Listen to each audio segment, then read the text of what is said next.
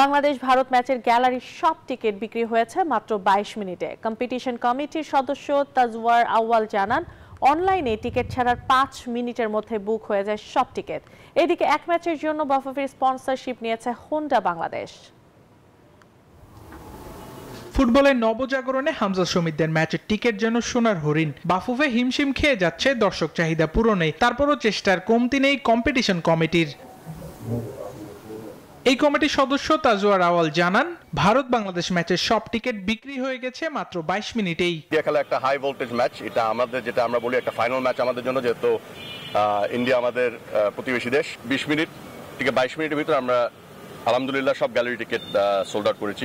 Asian cup বাছাইয়ের ম্যাচের আগে নেপালের সাথে একটি প্রস্তুতি ম্যাচ খেলবে বাংলাদেশ। যুক্তরাষ্ট্রের 1 নম্বর জিম চেইন গোল্ড জিম এখন আবারও বাংলাদেশে। বসুন্ধরা আবাসিক এলাকা ও বসুন্ধরা সিটি শপিং মলে এই ম্যাচের টিকিট বিক্রির গতিও বেড়েছে বহু গুণে। এই যে নতুন একটা গণজোয়ার উঠেছে ফুটবলের, আমাদের যে দর্শকদেরকে আমাদের ধন্যবাদ দিতে হবে, ওনাদের কারণে আমরা কিন্তু আরো ভালো করতে পারছি। এদিকে বাংলাদেশ ভারতের ম্যাচে বাফুফের সাথে স্পন্সরশিপ চুক্তি করেছে হোন্ডা বাংলাদেশ।